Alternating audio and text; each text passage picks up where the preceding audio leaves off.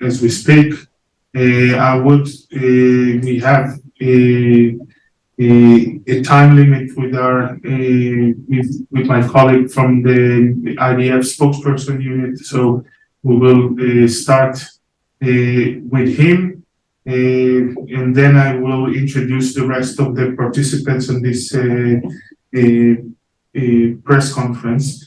We'll start with the Lieutenant Colonel Peter Lerner. Peter, I know that you have a lot of things to do, so we'll start and we'll see if there are any questions for you. Sure. And let you go. Thank you. Good morning. Good morning from Tel Aviv. Lieutenant Colonel Peter Lerner, IDF spokesperson. Day 10 of our activities, war on Hamas, since the brutal attack of October 7th. We're continuing our widespread strikes against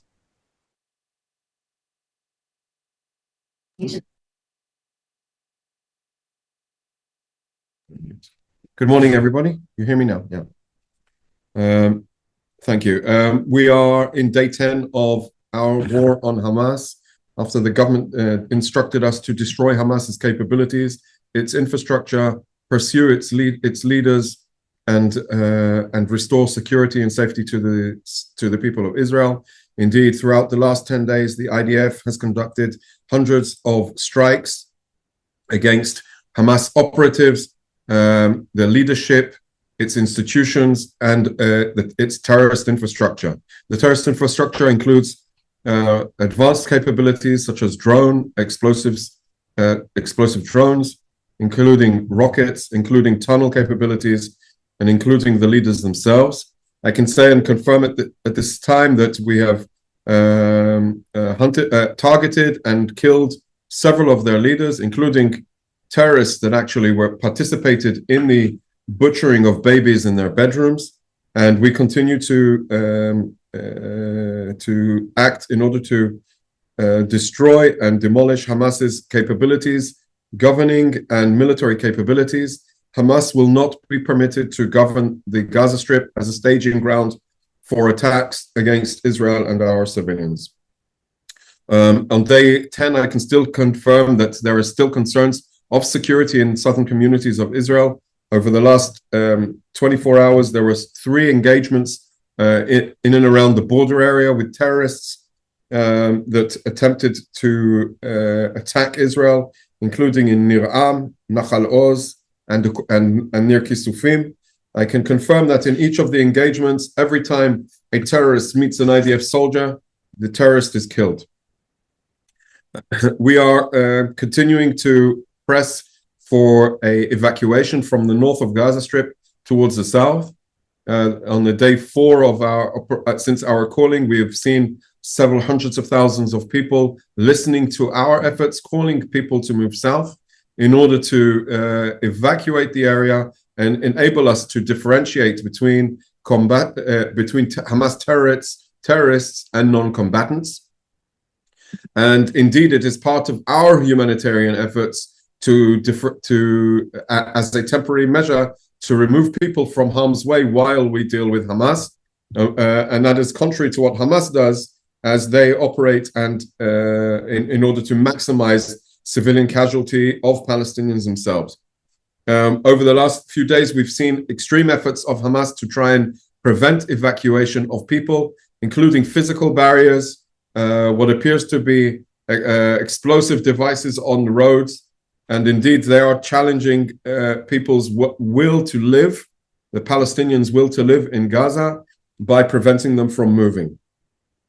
We are taking all of the steps necessary in order to encourage the people to move south.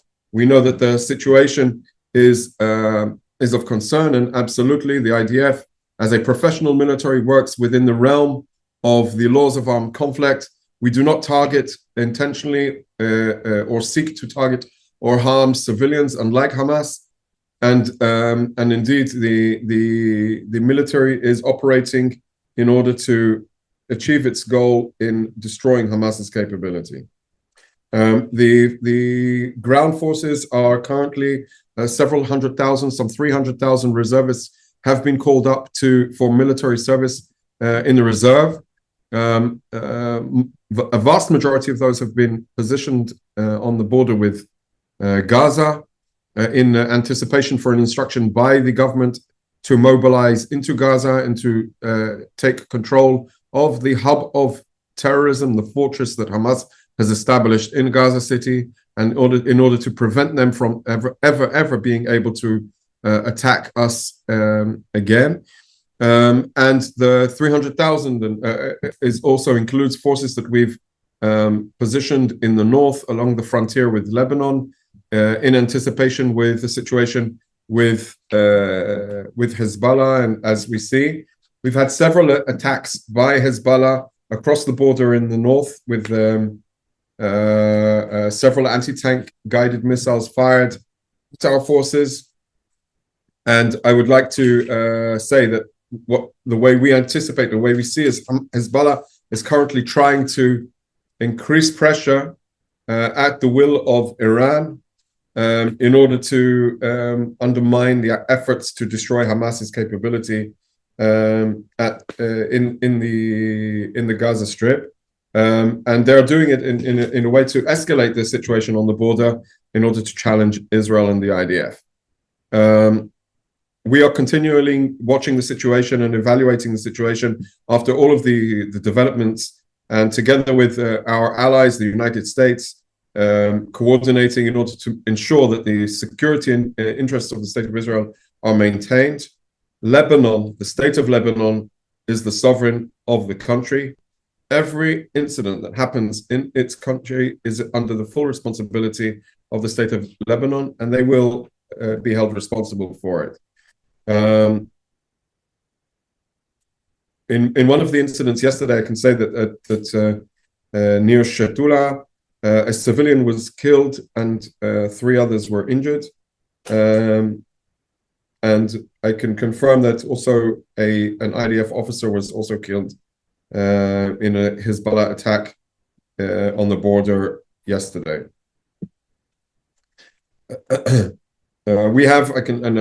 Perhaps I would say this finally. The IDF is a strong military. We are prepared. We have a lot of forces, motivation in order to secure the state of Israel. Our responsibility is to ensure that the state of Israel is safe and secure, and we will expand our military operations against Hamas to destroy the genocidal regime of Hamas and never let them attack us again as they did on the 7th of October.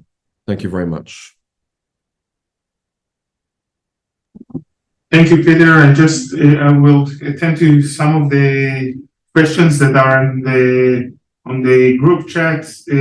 This is an on-the-record press conference, so you can quote anything me or any of the other participants is saying, and there will be time for questions afterwards. I don't think that we'll have time with Lieutenant Colonel Peter Lerner because his time limit, I'm not sure will allow it.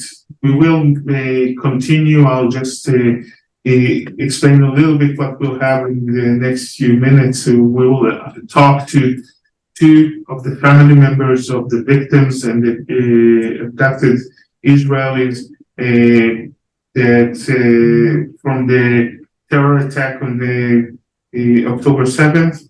And then I'll say a few words from the Israeli MFA, and we'll open the floor for a Q&A. We will start with the first family member, Renana Gomez. Renana, are you with us? Yeah, yes, I'm with you. Just a minute. Getting my camera open. Renana, thank you for joining us on these Hi. days. And I'll leave the floor to you to tell us your story. Okay. Since you've heard so many stories on the last 10 days, I'm going to try and just give you a full picture of how it feels. 6:30 in the morning, October 7th, I'm at my partner's place in Kibbutz Sufa, which is nearby my kibbutz, 15 minutes drive. My boys, who's this is their weekend with their father, are sleeping alone at my place in Kibbutz Niroz. They're 12 and 16 on a normal place, on a normal situation. It sounds like a good arrangement. My ex-husband and his girlfriend are sleeping in his house, which is only 400 meters away. Red alerts go off both in Sufa and Niroz. The attack starts. 2 hours passing by, phone calls every couple of minutes from my boys. They're scared. I start getting texts from other members of the community telling that terrorists are walking around freely and trying to get into houses. My boys are saying that they hear gunshots outside the house, and I'm trying to tell them it's probably the army helping them, keeping them safe. 2 hours of terrifying fear. And then I hear online, on the phone, as I'm with them on the phone, I hear people speaking Arabic, opening the door. Afterwards, I found out that my eldest 16-year-old, who's a very strong guy, likes the gym. He was holding the door very, very hard. They had a hard time opening the door, but they did, and they opened it. And they snapped my 2 boys out of their bedroom and dragged them into Gaza. The last thing I heard was my youngest, who's only 12, saying, "I'm too young, don't take me." And they took them. And I've heard nothing about them since. It feels like fauda. It feels unreal. It still feels unreal. I feel like I'm in a bad dream. Must wake up at a certain point. The dream just goes on and on. A nightmare. They had cameras, the terrorists. Israeli soldiers have cameras on them, so if there's by any chance, a doubt that they did anything that is immoral, they would be judged. These guys had cameras so they can put it on Instagram and Facebook and celebrate the murder and the destruction. I can't even start to tell you what the place I used to live in and the place I grew up in all my life, what it looks like now. It used to be such a beautiful place. There's nothing left. Nothing left. They burnt all. They destroyed everything. They stole everything we had. That I don't care about TVs and computers. I care about my kids. Since then, my daily routine is to work hard to get them back in any way I can. Any routine feels, being in a normal routine, getting a shower, getting into bed, eating, sleeping, dyeing my hair. Everything feels so wrong because somewhere in a pit, somewhere in Gaza. I don't know if they're eating. I don't know if they're sleeping. I don't know if they're tortured. I don't know if they're together. I don't know if they're alive. There are 80 members of my community that were taken out of less than 400 people. 80 people. Another 30 were killed. There is no Niroz anymore.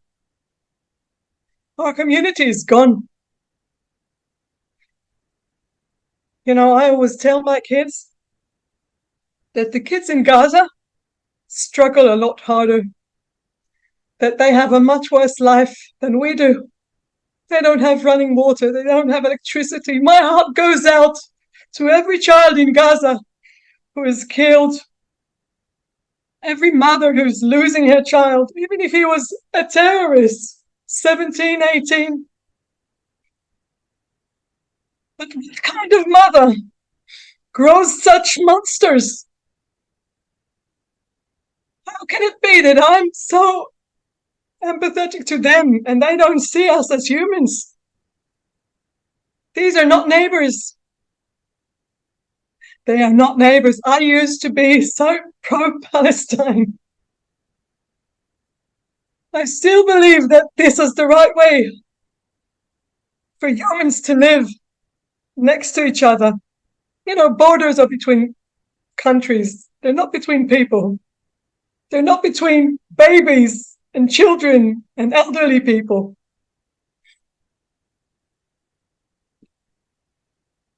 I found out on the worst way that they're not neighbors.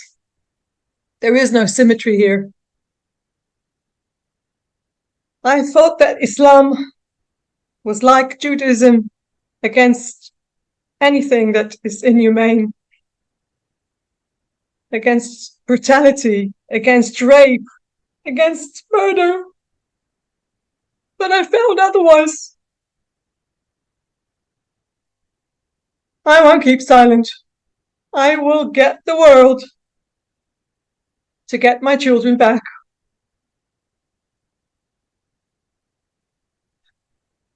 I'm sorry, I'm very, very emotional. I want you to enlist the world to the effort to release those children and babies and elderly people that are held, I don't even know in what conditions. There's no place for this. And there's no reason to hold innocent people, innocent civilians.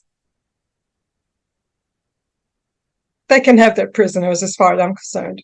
They're all monsters anyway. All I want is my children back in their beds. They don't have a home to come back to, but they have a mother to come back to. I'm hoping that their father, my ex-husband, is with them. I don't know. I'm hoping that his girlfriend, who's such a wonderful lady, is with them and taking care of them. I'm hoping that they're treating women there. The women should be treated. That they are not torturing them and raping them. Help us get them back. Bring the kids alive home now. Thank you for listening. Thank you so much, Elena. I know how hard it is. Thank you. My heart goes out to you. We'll move to Shaili Atali, that is also here with us. Shaili, thank you for being with us. Thank you for giving us your time and telling your story. Okay.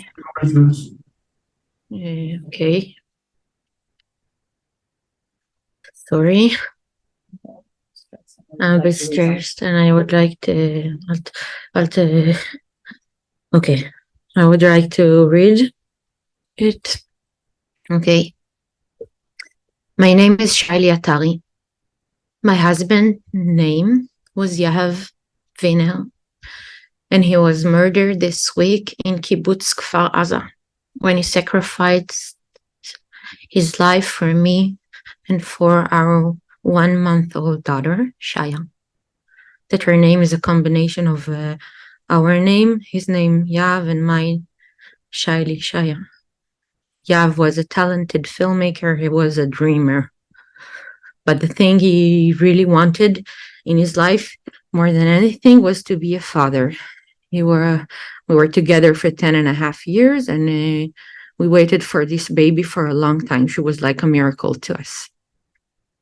So it was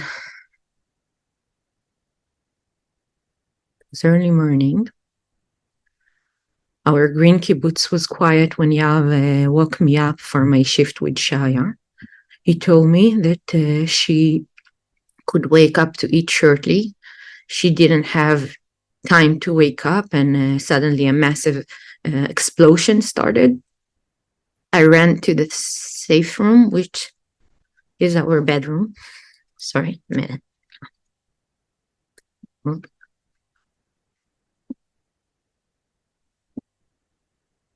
Okay, so I ran to the safe room, which is our safe room, and locked the iron door behind me. I was gasping for air while he was trying to figure out with his friends on the shared WhatsApp group what was going on. People started writing that they were being shot outside the house.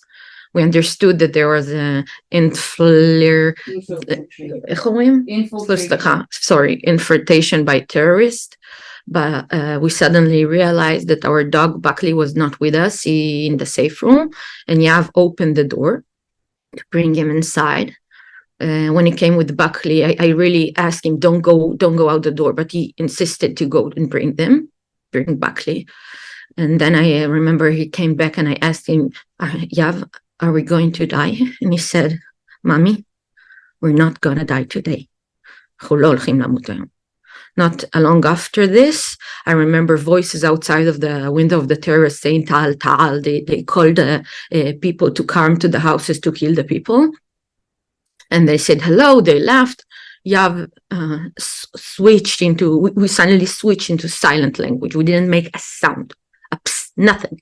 And we had an agreement silently that is you're with the door, I am with the baby.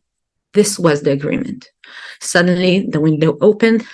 A hand came in through the window and moved the iron of the bedroom window.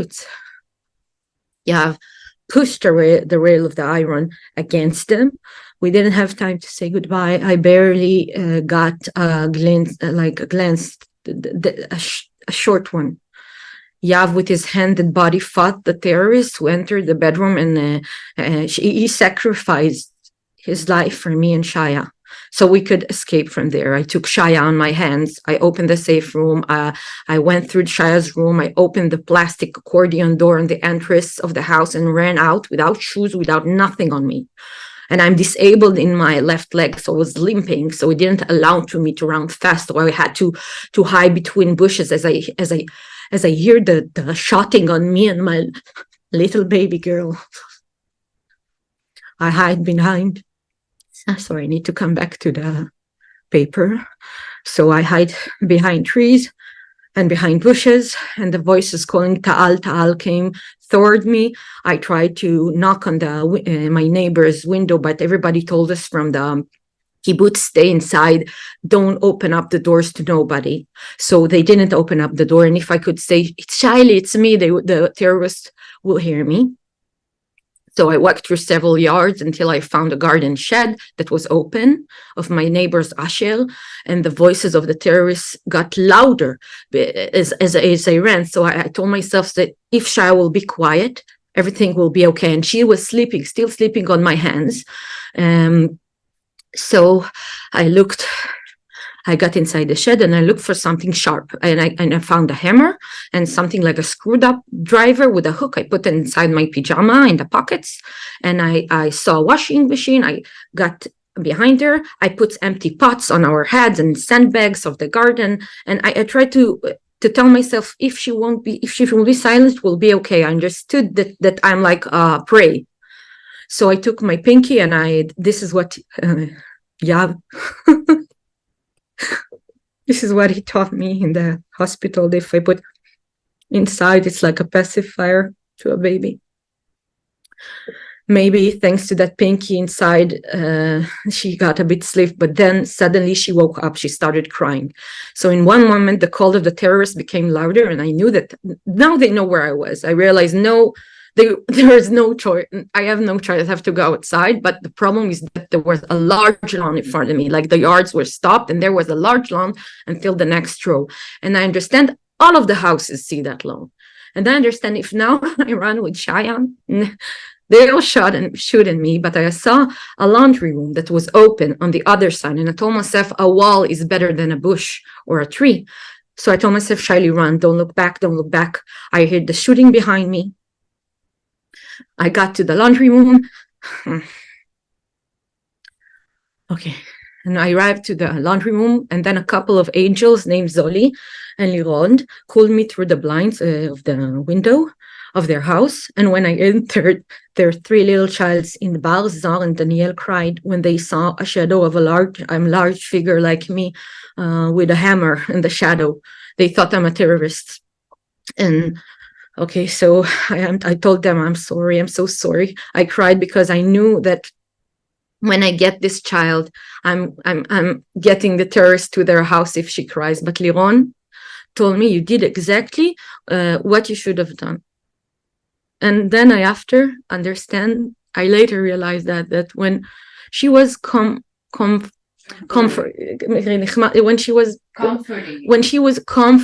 me, I knew after that she already received a message from her sister's children who told her mom and dad are dead. And they saw it in front of their eyes. And her sister child that was dead didn't know. They told her, I don't know where is Abigail. She's 4 years old and she's currently kidnapped to Gaza along with other mother who has also lost her husband in this massacre. And he was murdered. And little Abigail, the 4-year-old, was kidnapped with that mother who lost her husband and her 3 child to Gaza. I felt so terrible when I entered that house because I understood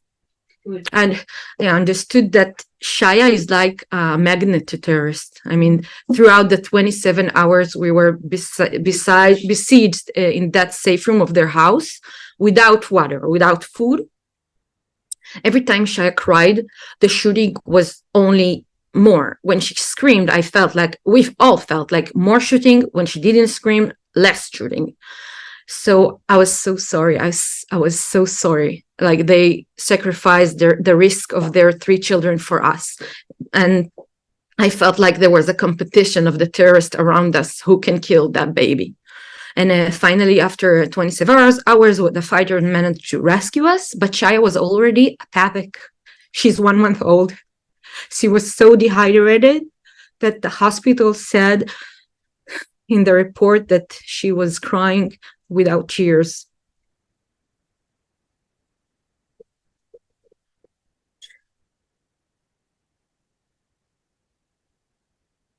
Sorry.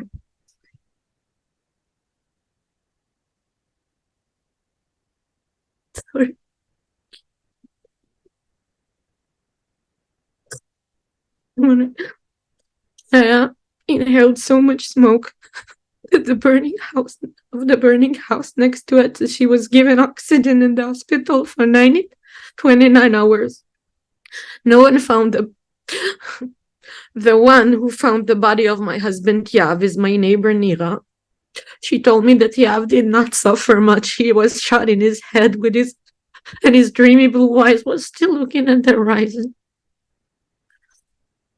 She told me he was so naive when he ran out after stalling them the window. He even tried to close the crappy plastic accordion door on them and blocked it with the baby's trolley. I have myself how optimistic he was that he really thought this lousy accordion door would stop the 70 terrorists who entered our home. But what I could actually understand from what Nira said is that Yav didn't save me and Shaya once. He saved us twice.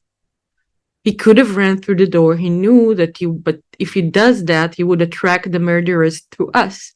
And he loved me so much. He loved us so much that he sacrificed his life twice for us, twice. And how absurd is that? He died near Shaya's trolley. I thought of it a lot.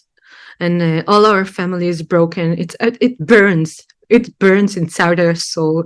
They slaughtered us like a flock of sheep. Indiscriminately, they murdered families with children while begging them for mercy. Yav's father, Ofer, who now also has to bury his son, found out later that in Nis Hadar, Yav's cousin, who is also in our kibbutz Kfar Aza, was also murdered along with her husband.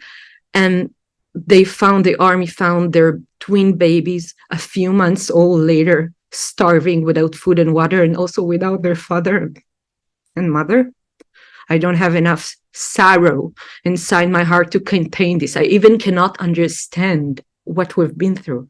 I don't know how to live without Yav. I never thought I should live without Yav. I thought we'll get all together in the kibbutz and we'll have children to live with.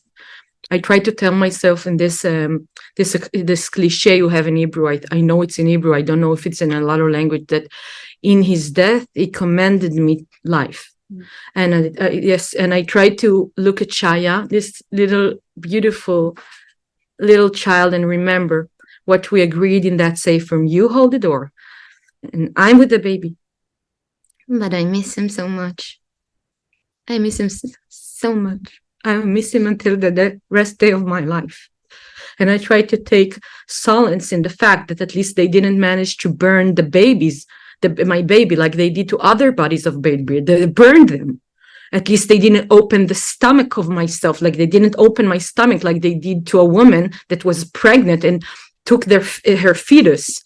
At least my dog Buckley eventually got rescued and not shot for fun like other dogs in the telegram. I don't understand how human beings, can do such horrible things. It's not human. It's cruelty that is hard for me to grasp. It's a massacre. It's not like it's not the same from Sunday. It's a massacre. Like the Holocaust, like you see in Holocaust films. And I'm a filmmaker. Me and Yav, a filmmaker. I actually, in that shed, try to think what a woman pregnant or with a child in the Holocaust would do. This was my instinct feelings. The bodies of my neighbors, my friend, was dismembered.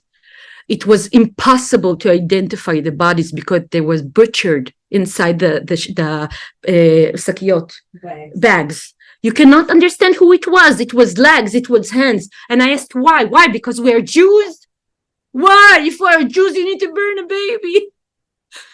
It's okay to kidnap women and post it on a video when you tied her on a car and led her because she's kidnapped because she's a Jew?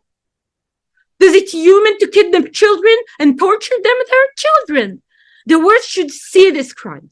And you should be shocked and you should be realized they should condemn it. They will be on the wrong side of the history. If not, it's not justification. There is no justification to murder innocent civilians. And Hamas must be stopped because Hamas is not a movement. It's not a government. It's a terror organization. And you should see it in your eyes to understand it's a terror organization. That's it. I don't have nothing. Like this I wrote, that's it.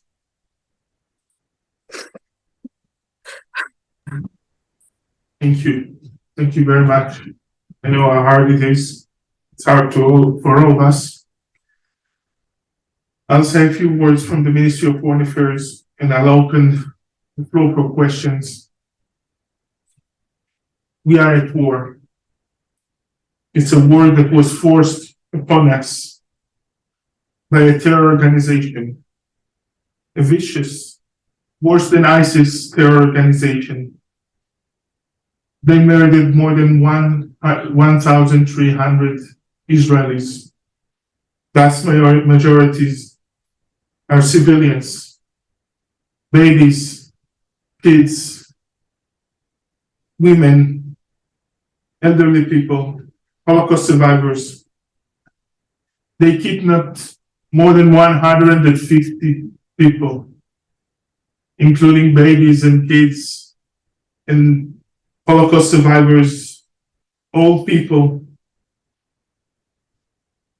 They shot more than 5,000 rockets since the beginning of last week. All of them were targeting Israeli civilians in the south of Israel, in Tel Aviv, in Jerusalem, and other places. This is an ISIS-like terror organization.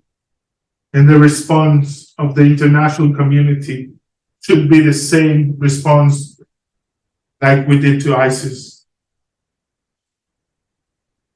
Israel receives an unprecedented support from the international community.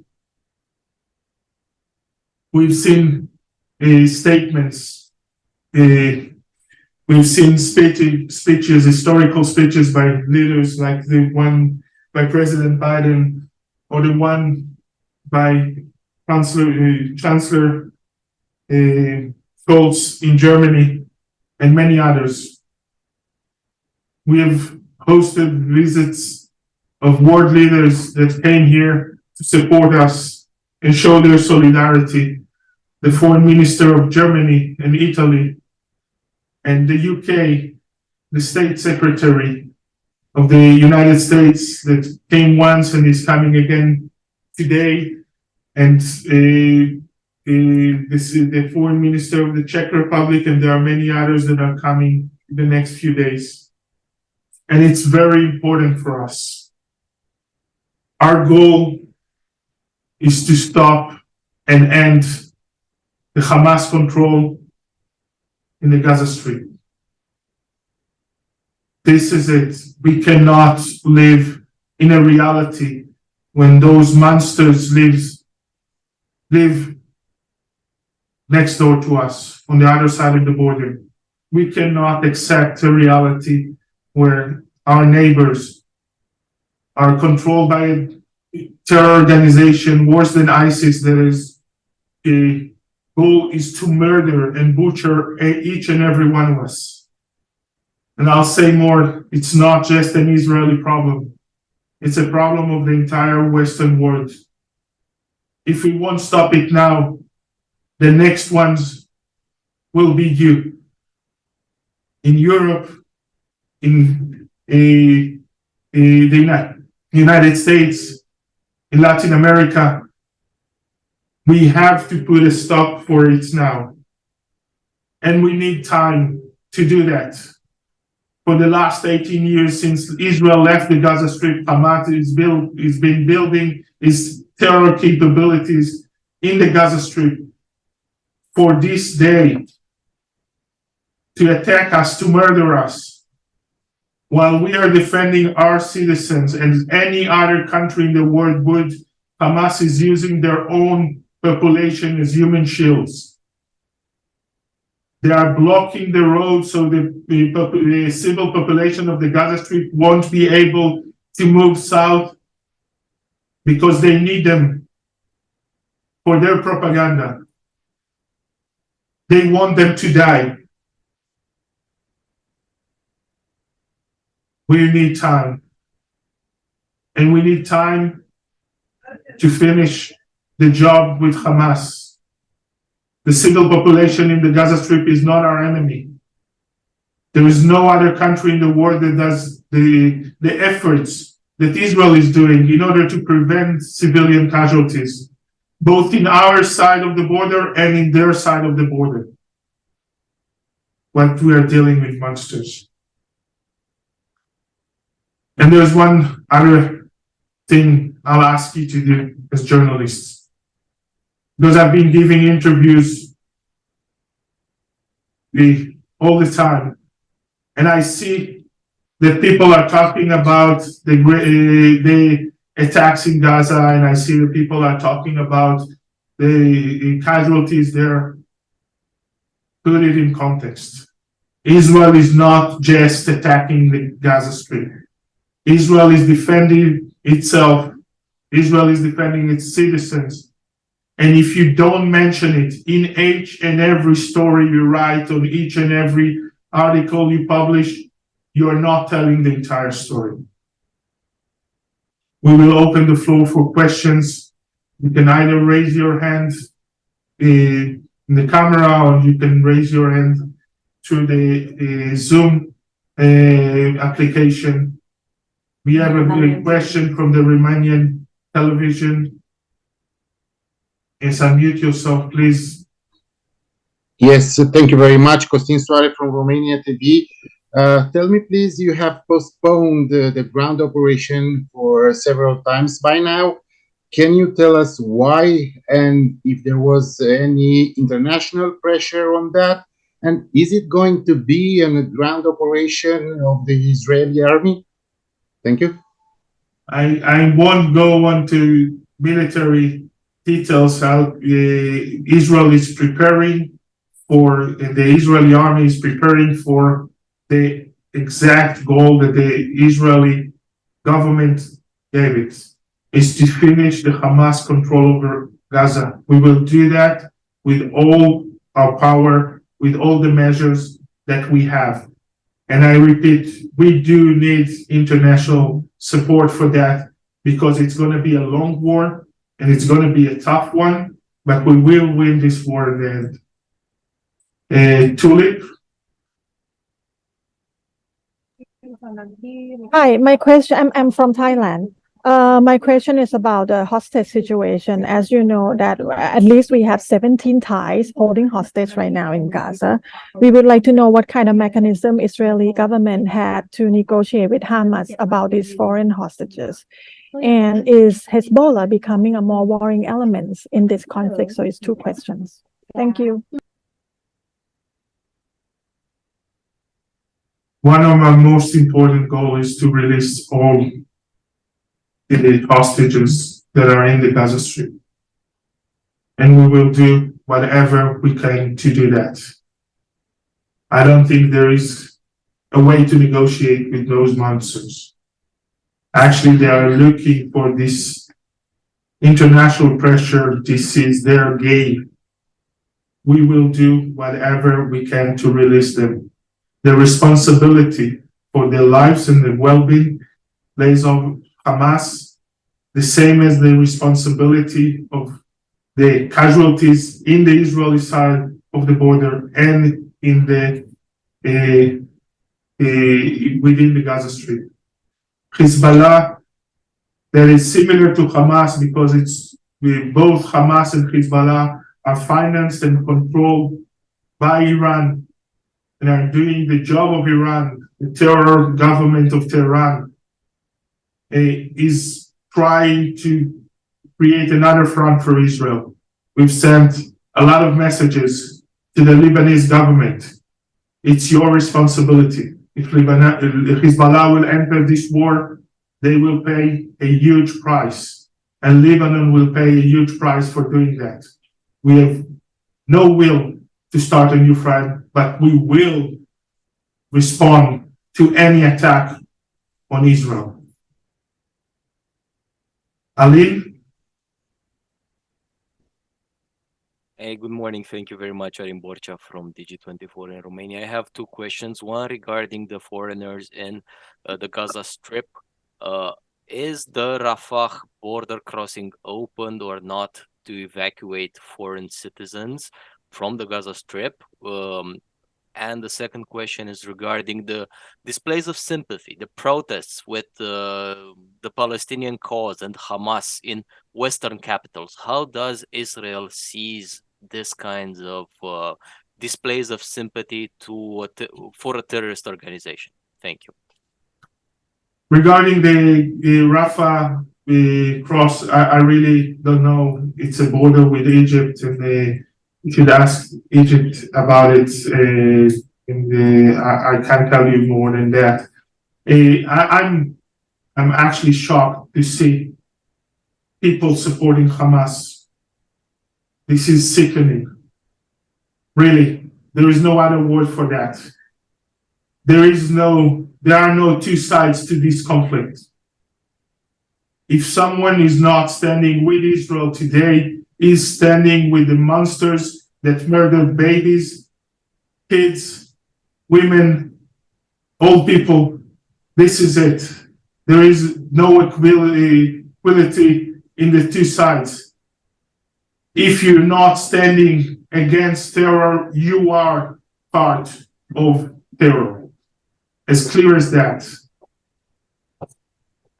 I will remind you that we have Ranana and Shaili with us. You can also ask them questions. I think it's more important than to have an official spokesperson talk. Azura? Thank you. Italian Public Radio. How is the Israeli army contending and responding to the threat from the north at this stage? And what is expected in the next phase from this front? Thank you.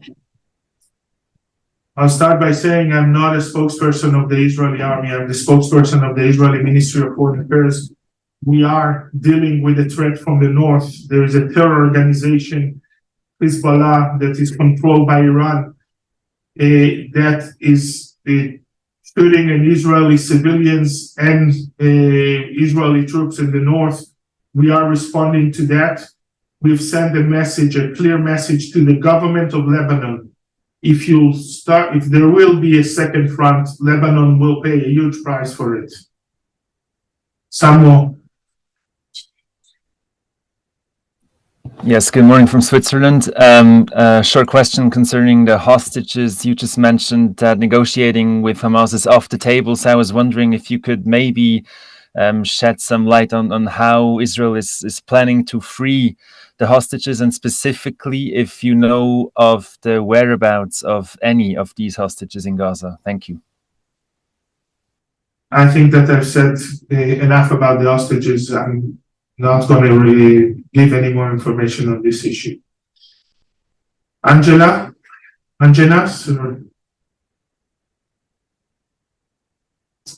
please unmute yourself. We can't hear you. Yeah, hi. Thank you, Lior.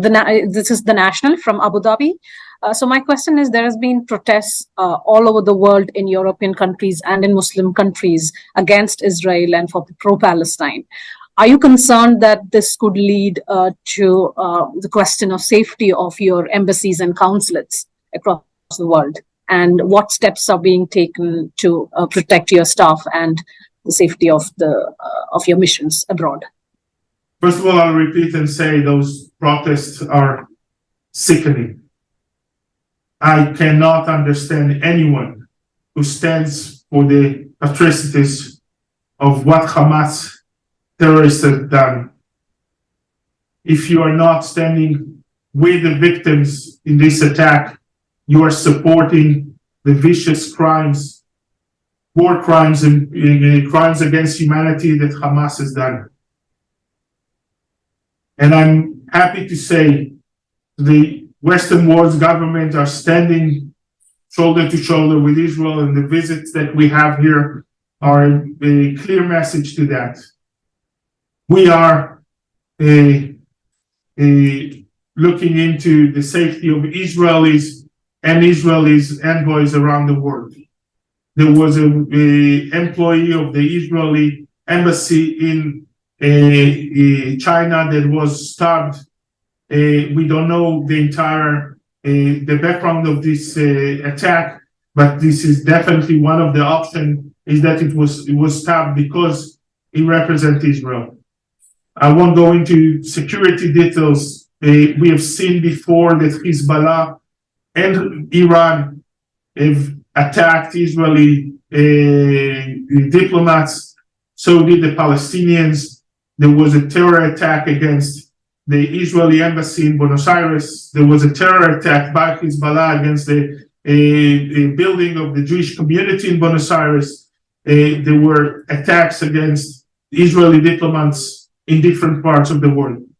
This shows again the face, the ugly face of the terror that is controlled, financed, and pushed by Iran. This is not just an Israeli threat. This is not just a threat on Israel. It's a threat on the entire free world. If we won't win this war against Hamas today, the next ones will be the rest of the free world. Ethan.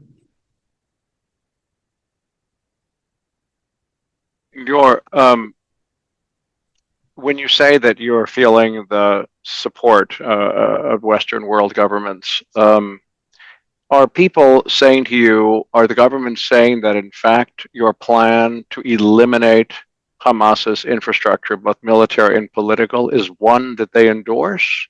Or are they simply saying, yes, they come with sympathy for the horrors that happened here? Because I think there is a gap between what Israel's plans are. I'm sorry, you can't hear me? Your question, can you repeat? Sure. Yes. When you say that Western governments have shown to be standing shoulder to shoulder with you and supporting you, I want to understand if they are telling you that the plan to eliminate Hamas from Gaza is something that they endorse, or do you mean by that they share the horror and the sympathy of what happened here, because the impression I have is that there is a gap between the conclusion that Israel draws about the support and, in fact, what's out there. So I'm eager to know what you're hearing diplomatically. Are they saying, yes, go in and destroy Hamas? I think that I can quote President Biden, what he said today. There should be an end to the control of Hamas over the Gaza Strip. This is as clear as it goes.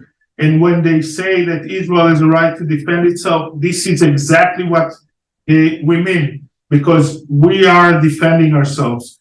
Ending the Hamas control over the Gaza Strip is self-defense for the people of Israel. Every government in the world has the right, and actually, it's not just the right, this is our responsibility to defend our citizens. And if we want to put an end to the Hamas control over the Gaza Strip, we are not doing our work. Yes, there is someone with the name user. Yes, good morning. From Prima TV, Romania. I was wondering if we can receive the recording of this meeting or if we can find it somewhere. Yeah, it's been recorded. If you were invited by the embassy, you will get the recording afterwards. Okay, thank you very much. There is a question to Renana, whether you want to give the names of the photos of your 12 and 16-year-old sons that will be published, Renana. No, I'm giving no photos or names since I'm very scared of manipulations that the enemy might do by them. So I'm speaking for them, and I want you to imagine two beautiful, beautiful teenagers. Just imagine your children there. I'm giving no photos, but I will give an interview or my photos to anyone who wishes. I'm here to tell the story, and I'm here to bring my boys back home alive now. Thank you. And Shiley, in the group chat, they've asked if you can repeat the name of your husband and the name of your baby and the name of the kibbutz that you were in. My kibbutz that there is no longer existed is kibbutz Kfar Aza. I wish everyone would live in such a beautiful place when it's not hell. And my husband's name is Yahav Wiener. Yahav Wiener, yes. Yahav Wiener. My daughter's name, my baby name is Shaya Wiener Akari. My name is Shaya. With that, if I may add, the place I used to live in is Kibbutz Niroz, which is also gone, just like Shiley's place. It was beautiful, just near as Kfar Aza. I will conclude this press conference. I want to thank you from the bottom of my heart, Renana and Shiley, for being with us, for telling your story. I know how hard it is. My heart goes out to you. I want to thank Lieutenant Colonel Peter Leonard that was with us. I really hope we'll get good news soon to both of you and to all the families of the abducted Israelis, and to the rest of you. Thank you for joining us today. I'll repeat the question, my ask from before. Please tell the story. Tell the context. Don't forget the horrific attack that Israel suffered, the worst attack on the Jewish people since the Holocaust. Please tell this story. Thank you very much.